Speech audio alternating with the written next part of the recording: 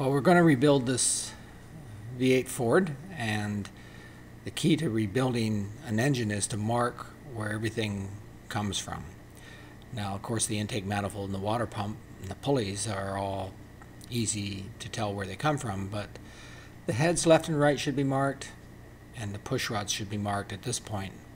In fact, all the internal parts have to be marked exactly where they come from, so you know which way to put them back.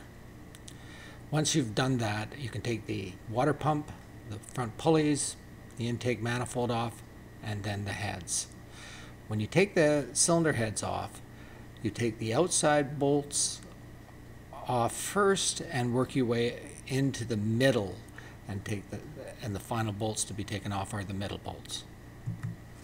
Once you got the cylinder heads off, you can see a little antifreeze that's left from kind of falls into the cylinder once the cylinder heads are off, but you get an indication what shape the engine is.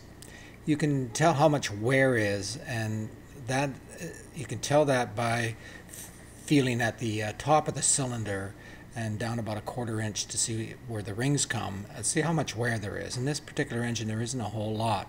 You can see the amount of carbon that's in it, and there's a little bit here, but not a whole lot. So we were quite surprised. This engine is in pretty decent shape.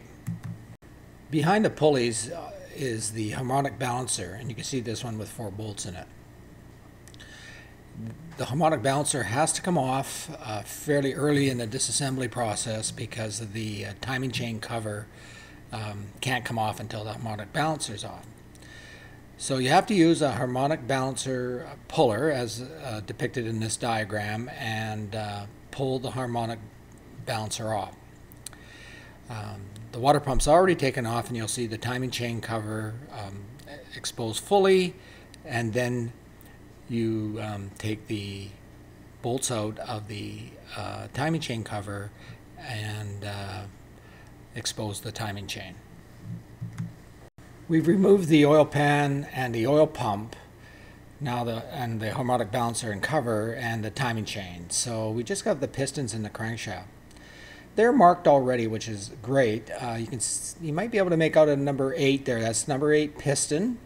There's a close-up shot there that you can see. That is marked on each side of the connecting rod cap, and we know that connecting rod and piston go into that cylinder, and we know that the numbers face to the outward of the engine, so we can put it back in the same position in the same way as we took it off. Before you can take a piston out sometime, the ridge may be too great to get the piston out because the rings will catch it, and you can actually break a piston that way. So we may have to use a ridge reamer. I put this one in, but the ridge wasn't that bad, so we didn't really have to ream any ridges.